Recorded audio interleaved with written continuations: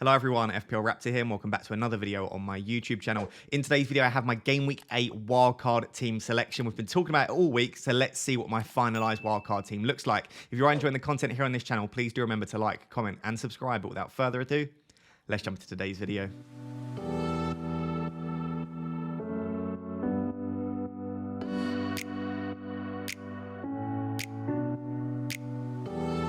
So guys, before we look at my Game Week 8 wildcard draft, I'm delighted to say that once again, as per last season, we are partnering up with Ultimate Champions. If you're new to my channel and you're new to Ultimate Champions, where have you been? Ultimate Champions is one of the most exciting up-and-coming games. It's new generation fantasy football, completely free to play. They cover players and teams from 5 different leagues, including the Premier League and including Arsenal, which we'll look at in a second. Basically, each different week, you try and build up the club with the best possible team you can. You build up your cards. The better your team does every week, as you can see at the top by the sort of points timeline, the better your rewards each week. So you can get either tokens or tokens plus players, and you can basically open them in the form of a pack opening. And it's really exciting at the end of every week, if you do get those packs to open, to find out what players you're going to get. And as you can see, this is my team for the up-and-coming game week. And the massive difference between Ultimate Champions and FPL is it's just a much more advanced and exciting point scoring system. So if FPL is something that gets a little bit stale to you, and maybe you're looking for something a little bit more exciting, the point scoring system is absolutely amazing. So as you can see, this is my team for the up-and-coming game week.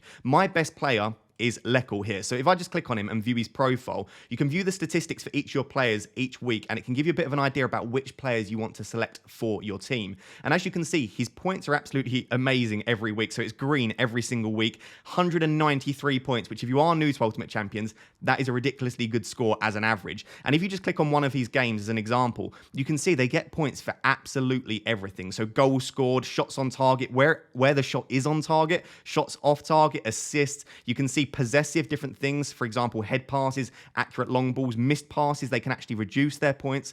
It's just super advanced, and it makes picking your players every week such an exciting sort of process, and the decision making required is probably more advanced than it is in FPL, and I absolutely love that aspect, and it just keeps it fresh alongside FPL. I just find it quite a fun thing to do. And like I said, the awesome thing is Arsenal are involved. So as an example here is Gabriel Martinelli's profile, and you can click on him again, and this might actually help you in FPL potentially, but you can look at some of the underlying statistics from Martinelli throughout previous weeks, and it's just super cool that you can own these players almost as cards like you do in FIFA. And then you can, if you want to, go onto the marketplace and look at some of these different cards. You can get different mystic, epic cards, and you can pack these cards as well, either in your rewards or in different forms of packs that you can buy on the market. So it's basically just a really cool, advanced fantasy football game that genuinely, like I said, I've been loving playing throughout this season. I wouldn't talk about it if I didn't enjoy playing it. And I'd like you guys to play it with me. So what I'm going to do is there's going to be 3 links in the description. The first link is just going to be to sign up to Ultimate Champions. Like I said, completely free to play. You don't ever have to spend money if you don't want to. So do join up to Ultimate Champions. Helps to support the channel. But also, I genuinely think you'll enjoy playing it. So first link to join. Second link is to join my league. So as you can see, if I just scroll down a little bit here, this is me live on the site, by the way. This is the league that I've just set up. So you can see if you join my FPL Raptor YouTube league, you can play alongside me every week. You can see my different team selections, and I guess you can try to beat me as well. And then the third link is basically a short tutorial on how to play Ultimate Champions. I know I've quickly run through it here, but if you are new to the game, just because it's such an advanced game, there's so many different things you can do here, there is a short tutorial on YouTube, which will just give you a bit of an idea about how to sign up and how to play the game as well. So massive shout out to Ultimate Champions. Please do join. If you join, let me know in the description who you get in sort of your opening packs and what your team looks like ahead of the upcoming game week. So we are set up in a 3-4-3 for Game Week 8, and moving forward, I think most weeks it will be a 3-4-3, but as we'll see when we move on to the bench and discuss the team as an entirety, some weeks it could be a 4-3-3, but I think pretty much all the time, due to the strikers that I'm going to choose, pretty much every week I'm going to be playing with 3 strikers, and it's nice to have that change because so far this season I've been pretty much on a 2-striker formation every single week. So I'm going to go through each of the players. As you can see, it will make sense as we move on to the rest of the team. It says 19.4 million in the bank. That's because there are 2 slots which I'm still deciding on. So there's 2 empty spaces, and in each of those spaces, there are 2 potential options, which again, we'll move on to in that section. But just to give you a bit of an idea why that says 19.4 million in the bank. I've also had quite a few people saying that maybe my team value is extremely high, and as a result, they can't quite afford the teams that I'm going for. Obviously, I wouldn't recommend copying my team anyway, but if you are looking to go for something similar, I'll try and recommend at different stages where you might be able to make a downgrade and still get something close to my team, but maybe with a slightly lower team value. So hopefully that will help those of you that maybe haven't had the best start to the season. Maybe your team value is quite low.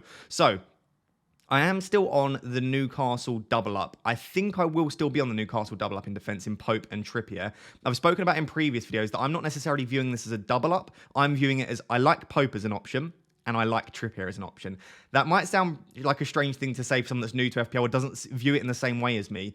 But yes, I am technically doubling up on the defence. And if Newcastle concede, I lose both clean sheets. But sometimes in FPL, I like to view players in isolation. Rather than saying I'm going for Jesus and Martinelli as an Arsenal double up, I like Martinelli, I like Jesus. So I like Pope because he makes loads of saves and Newcastle don't actually concede many big chances. So what that means is hopefully a fair few clean sheets and hopefully a fair few like 12 pointers because he'll make saves and as a result get bonus points. And then Trippier obviously still gets the clean sheet and Newcastle are a good defence, but he's also got that attacking threat both from open play and set pieces as well. So for that reason and the fixtures too, I've got Pope and Trippier. There's a very small chance I actually go for a combination, this might sound strange, of Gaeta and Begovic. The reason I say that is I actually think that Gaeta might be the best goalkeeper on your wildcard if you wildcard in game week 9. But obviously he blanks in game week 8 and I don't want to play Ward. So that was my issue is I don't want to go for Gaeta and Ward because I don't want to play Ward in game week 8. However, Pickford is injured and Begovic is the only senior keeper they've got. I think they've just signed another free agent, but Begovic will by all accounts be starting in game week 8. It's not the best fixture against West Ham, and as we'll discuss, I quite like the West Ham attackers. But maybe if I just put Begovic in for game week 8, and then from game week 9 onwards, I have Gaeta. And like I said, I do think Gaeta will be one of the best keepers up until the World Cup. So there is a small chance that would save me 0.6 million or 0.5 million, I think, if I go for Begovic and Gaeta rather than Pope and Everson as I've currently got. So that could potentially happen. I'll discuss that on my deadline stream if I do make the change. We've also got Cancelo in there. He got an assist in the Champions League tonight. He's looking very good. He's looking a little bit better over the last 2 games. His underlying data has improved ever so slightly. It's still down on last season, though. But like I've said, it's more so that I want to target the Man City defence. I want to get a Man City defender, and I just don't fancy any of the other options that much.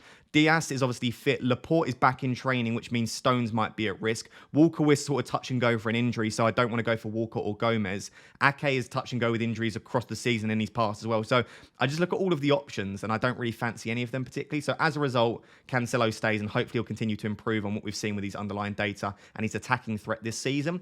And then the third defender that's starting this week, and again, he might not necessarily start every week, is actually Vladimir Sofau. Now, I have had Emerson in there pretty much all week. I'm just a little bit worried that as soon as Cresswell's back, he's going to take that spot back. Now, a lot of West Ham fans seem to think that Emerson will be first choice, but I have also spoken to a couple that seem to think that Emerson is very suspect defensively, and I don't think Moyes will like that. As good as Emerson has been going forward, if he is a weak link defensively, I think he'll be switched out. However, I've also spoken to another couple of West Ham fans. I've spoken about 4 or 5 in total. They seem to think that Cresswell is just, he doesn't have it in his locker to play at left wing back anymore, so that might benefit Emerson, right? If West Ham do play the back 5, then maybe Cresswell can't play that role. Obviously, if they play a back 4, then potentially that could suit Cresswell more. It's completely up to what formation they go for and whether you think Cresswell has it in his locker to continue to start games ahead of Emerson at this point in his career. So again, West Ham fans, if you're watching this, let me know down below what you think. I just think that Vladimir Sofau is the safer bet and he's only slightly more expensive. And if I've got money in the bank, I know you shouldn't necessarily use it, but if I've got money in the bank, I maybe want to play Sofau because I'm thinking long term, yes, Emerson is going to sit on my bench most weeks, but some weeks I might need to play him. And if I do need to rely on him, I don't want it to be the case that I have to start using transfers to ship out a £4 million defender. So that is the current back line: Pope, Sofau, Trippier, Cancelo. Let's move on to the midfield and the attack and look at where I've spent most of the money. So we will discuss the mystery figure in the midfield, and there's also a mystery figure in the attack. We're going to discuss that at the end together when we look at the rest of the team, because like I said, there are 2 spots which I'm still undecided on, and then in the next section I'm going to go through in detail who could be in those 2 spots. So we'll ignore that spot for now. We've got Martinelli in there. Martinelli stays. I did think that the Brentford-Arsenal game might be called off, but the fact that it hasn't been called off, I think I want to keep Martinelli. And the thing is with Martinelli, if you can get away with playing against Tottenham in game week 9, which I don't think is the worst fixture, benching him in 10 or 11 if you want to. You can start him in those games if you want to. I know he then blanks in game week 12, but I've actually looked ahead to those weeks and I can sort of rotate him in and out. I can bench him in 12 when he blanks against Manchester City. And then in 13, I think it's like Southampton and Nottingham Forest. I can't remember exactly. It's like 2 pretty good fixtures after that. So I'm actually looking at my team now and anything could happen. It might be that I want to switch him out for an exciting other pick around that price point. But I'm looking and I might well keep Martinelli through to the World Cup, maybe even after the World Cup. He's just fantastic value, and I feel like I've already taken quite a few risks with my team, as we'll get onto when we look at the front line as well, especially with the other two midfielders that we're going to discuss. I don't know if I want to take a third risk there and drop a player that we know puts up excellent underlying data and is well and truly worth his price point. And I feel like if I just drop all of my Arsenal assets, all of my Liverpool assets, it starts to feel like I'm going too far into sort of that risky camp. So for all of those reasons, Martinelli stays for now, and I think I'm going to keep him in my team. The other two players I've received a fair bit of stick for, and it's worth noting, I don't think that the FPL community is a particularly harsh community. I love creating content. I don't think people are particularly rude or anything like that. Well, the majority aren't. But I've definitely received a fair amount of stick for putting Bowen and Maddison in my drafts throughout the week. And what I want to say with my team and my team selection and the decisions that I make, I'm never advising people to follow. Whether I'm first in the world, whether I'm 5 million, I would never advise you to follow what I do. The reason throughout the week that I have a transfer plans video and also a game week preview video, and why I do a deadline stream, is to try and help give you objective evidence and give you the best possible information to make the best decisions for you. I've never at any point said that I think that objectively you should pick Bowen and you should pick Maddison. I'll explain why I'm picking them and why I think I want to put them into my team, but I'm not necessarily saying that's a good thing for you to do. And if you're looking at this and thinking, I don't want Bowen, I don't want Maddison, that's a good thing. Again, if I, as a content creator, am picking these players and you don't want them, then that's great. Hopefully it means that you're going to push up the rankings and you're going to do even better if other people are making decisions that you don't think are optimal. The reason that I've currently got them is, yes, their underlying data has been poor so far this season. And yes, West Ham and Leicester have been poor, but that almost goes hand in hand. If West Ham are poor, Bowen's not going to suddenly be a fantastic option. If Leicester have had a terrible start to the season, Maddison's not going to have a great start to the season. I don't think West Ham and Leicester's fixtures have been great.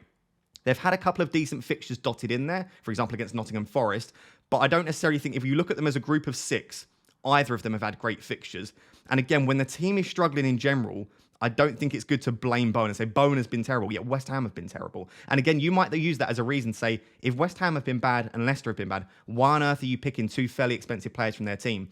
And the thing for me it comes down to, and it's a fairly well-known phrase, is fixtures breed form. Yes, form or underlying statistics, whatever you want to call it, a player that has been performing well. Yes, you want players that have been performing well.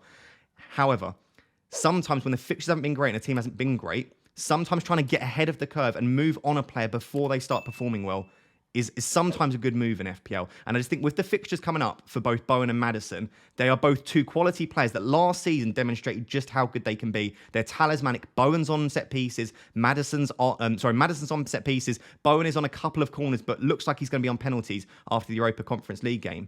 I just think they're two players that could absolutely explode at any point this season. If you're going to bank on that happening, I would do it on a wildcard where I'm not wasting transfers because I haven't had to use any points to get to them. I'd do it on a wildcard, and I'd do it before an incredible run of fixtures for the two of them. So hopefully that gives you a bit of understanding as to why I'm going for them. It's a bit of a gut feeling. It's a bit of a risk. But in FPL, sometimes you have to do that. If you want to win FPL, you can't always wait for someone to start performing. If I wait for Bowen to get a brace, for Maddison to start scoring and then bring them in, they're going to be highly owned and everyone's going to be on them. So I'm taking a risk that I think Maddison and Bowen will start to perform with the fixtures coming up and that the fixtures will breed form. The other reason for having Bowen and Maddison in my team, as well as the fact that I just think they are two good options, is they're at lovely price points. Maddison and Bowen could go to a Foden, a Saka, a Gundogan, a Rashford, a Paqueta, any of the cheaper options. And most importantly, either of them could be used as a cash cow to get Trent. If I decide I don't want Maddison or I don't want Bowen, yes, it requires 2 moves, but Sofao and Maddison to Trent and a £5 million defender works absolutely perfectly. So, yes, I don't really want to book transfers in. And yes, at the moment, I'm not looking at doing that because I think they'll both be good options. But as a worst case scenario, if I have to take a -4 hit to get Trent back, then the team will look fine. And I can keep hopefully the one of them that's performing well.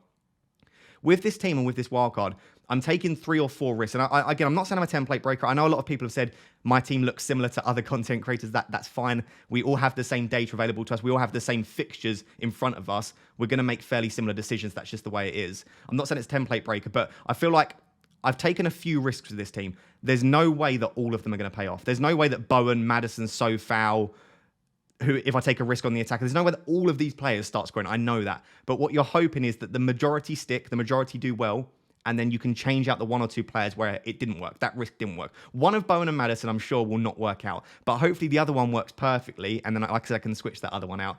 Hopefully that does make sense to you guys. Like I said, I feel like it's worthwhile me justifying, but at the same time, this is my team. And to be honest, the reason I'm doing it is I just think they're going to do well. Sometimes the data doesn't necessarily support that. Sometimes the eye test doesn't, but I look at those fixtures and I think they could be great picks. Like I said, we'll discuss that fourth midfielder at the end. Let's now look at the three strikers, the bench, and discuss the team as an entirety. So moving on to the attack and the bench, I do have Haaland and I do have Mitrovic. Yes, I'll be captaining Haaland this week. And yes, I think by far and away, Mitrovic is the best sort of cheaper / mid-price striker. They are, in my opinion, quite easily the top two. I haven't taken them out of any single wildcard draft. So I would always have Haaland and Mitrovic. It's just that third striker spot, which is really tricky because there are some great cheap options, some great sort of mid-priced options. And of course, we have the premium in Kane. That's a fantastic option too. So those two are going to be in every single draft. And I would advise, if you're on your wildcard, I definitely think underlying data, eye test, fixtures, everything would suggest to me that Haaland and Mitrovic are the two to go for. I've got Everson on the bench as my backup keeper. Some people are saying go for Ward just in case Pope doesn't play at any point. If Pope doesn't play at any point, I don't necessarily think that Ward is a great keeper to step in, particularly. If I had advanced knowledge that Pope was going to miss out, I'd probably sell him. If it was a last minute thing, that very rarely happens. And if it does, I think I just sucked it up. I just think 0.1 million for me is more meaningful than having Ward on the bench in case Pope occasionally misses out. I don't even think Ward is a good backup keeper particularly. Yes, the fixtures aren't bad moving forward. I just don't think it's worth the extra 0.1. For me, 0.1 million is more worthwhile, but that's up to you for that decision there. I do also think there's a small chance if Ward continues to be as bad as he has been, that at some point Everson could step in and be the number one for Leicester. I've got Andreas Pereira as my cheap midfielder. I do really like Bailey. I think that I've said this on Twitter. If you could tell me that Bailey was going to start every week, there would be no doubt in my mind it's worth paying the extra 0.1 for Bailey over Andreas. I fully believe that. My issue is that sometimes with the likes of Andreas, you don't know when you're going to need them. Like this week, I could need him, I could not. The weeks after, most weeks he sat first bench for me, but a couple of them, he is in my starting 11. And I would prefer to have Bailey in my starting 11 if I know he's going to start. But the fact that I feel like Gerrard still doesn't know his best 11, he changes formation depending on the team that he's playing, I just can't confirm that Bailey's going to start each week. And when I know that I might need that player, that's the reason that Andreas has to stay for me. So I've got Andreas ahead of Bailey for that reason. And then I've got two players that blank in game week 8, and both of them are defenders. So it is a slight risk. If Sofao, Trippier or Cancelo miss out this week, I don't have 11 players, but I'm hopeful, fingers crossed. I think the only slight risk is Sofao. So I'll just assess what happens in the press conference with Moyes. As far as I know, Johnson isn't going to be fit for game week 8. Maybe in the future, but for game week 8, I think that's too soon. And I think that's the only major risk to Sofao at that right back spot. So we'll have to see what happens there. If I'm in any doubt, maybe I'll switch Sofao out for someone else. But the reason I've got those two players, let's start with Reece James. He looked incredibly attacking. I'm recording this after the Champions League game, so looked incredibly attacking in the Champions League. I think Potter will stick with a back 5 / fluid back 4. There's been a lot of debate over on Twitter exactly what formation it is. Whichever way you look at it, I think Reece James will be incredibly attacking, and I don't think we'll see too much of him at right centre-back. I think if they switch to a back 4 at points, yes, he might play right back. I still think he'll get up the pitch, and at right wing-back, I think he's basically going to be playing like a winger. And regardless, I want to cover that Chelsea defence. Yes, Fofana is an option, especially instead of the other player that I've got here, Mark Gehi. Fofana is an option, but he didn't start in the Champions League. And I just think that I'm not 100% sure exactly how Graham Potter's going to line up and if Fofana is in his favourite 11. I think the fact that they've spent so much money on Fofana, I think he's going to have to be playing most games. But for now, I'm happy going for Mark Gehi. The reason is I want to target that Crystal Palace defence. I think they've got great fixtures. They've got great underlying data from a defensive perspective. They've been in the top 4 for expected goals conceded since Vieira's taken over. They've dropped into 5th and 6th occasionally, but generally they have been a super good defence. And I think with the fixtures coming up, I really want to get in there. And if I can't get Gaeta, I think Gehi is a fantastic option. And the other reason I like Gehi is he's got a really nice fixture in game week 12. Again, when City and Arsenal blank, I might have to bench 3 City and Arsenal assets. So the fact that I can bring Mark Gehi in, I believe they've got Wolves. I will double check that, but I believe they've got Wolves in game week 12. That's really nice to be able to bring him in for that fixture. So for all of the reasons listed, I think he's a great option at 4.4. I haven't yet transferred him in, because at the time of me recording, he's very close to a price drop to 4.3 million. If he goes down to 4.3, I would highly recommend him. I think at 4.4, he's great value, but 4.3, to get a nailed-on centre-back at Crystal Palace with decent attacking data as well, he gets on the end of some set pieces, I think he's a great option. So that is the starting 11 minus 2 spots. And these are arguably 2 of the most important spots. So I'm definitely not completely settled. But those 13 players there, I would be surprised if I change many, if any. I think the only spot which I'm tempted to change is that Sofao spot. Do let me know down below who you would have in that Sofao spot, depending on price. I think it needs to be below 4.5 million. So let me know who you would go for. I need them to start this week, and I need them to be a decent long-term option too. It basically comes down to, in these final 2 spots, right, these 2 blank spots, do I want De Bruyne or do I want Kane? And once I decide that, or alongside that, it then depends, do I want a mid-priced midfield option or a mid-priced striking option? So basically the combination is KDB and Isak, or is it Kane and then a mid-priced midfielder such as a Foden or a Saka? So we're going to move on to the next section to discuss that in more detail. But like I said, basically KDB and Isak, or Kane and a mid-priced midfielder in there. Let's discuss the pros and cons and what I'm currently leaning toward. So guys, like I said, here are the two options that you've got. Option A would leave 0.2 million in the bank, and it's Isak and Kevin De Bruyne. I could actually go for Tony and De Bruyne and have 0 in the bank. So if you like that as well, you can just say option A, but with Tony.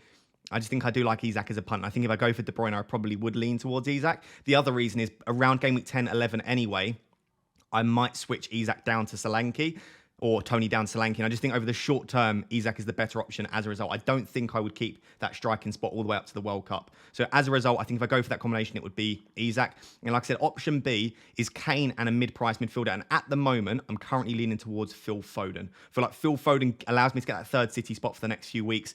He was rested in the Champions League. I know a lot of people don't like to say that, and they say that Pep doesn't rest players, and actually it's not a good thing if they sit out. But he came on in the second half. They looked much better in the second half, Man City.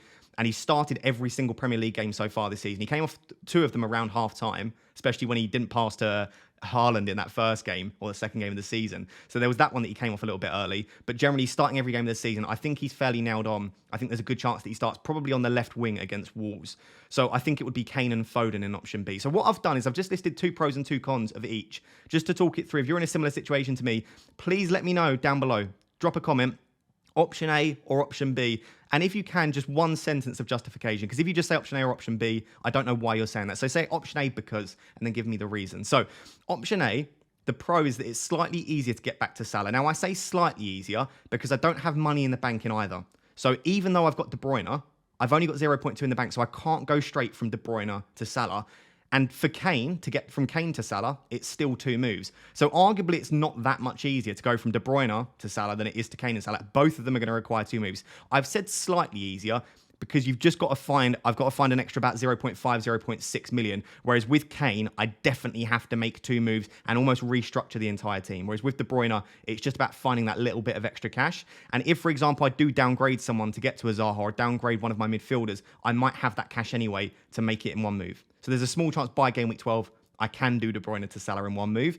The second pro is that I do get that fun punt on Isak. And I know I'm punting on Maddison and punting on Bowen already, but Isak is still a really exciting pick. And for the next 3 weeks, the fixtures are great. Bournemouth, I think Fulham, and then Brentford, I believe. They're 3 really nice fixtures coming up for Isak. And I just think that I do really want to pick him. I do think he could do very well. I know a lot of people are talking about the fact that Callum Wilson's coming back. He's not going to be back for this week as far as I know. And even once he is back, I think Isak's going to start. It might push him out a little bit wider. I just wouldn't bank on Callum Wilson coming straight back into the 11 and taking Isak's spot. I think he'll be integrated slowly because Isak's doing a good job, and I don't think they need to rush Callum Wilson back. So I think for the next 3 weeks, he'd probably be fine.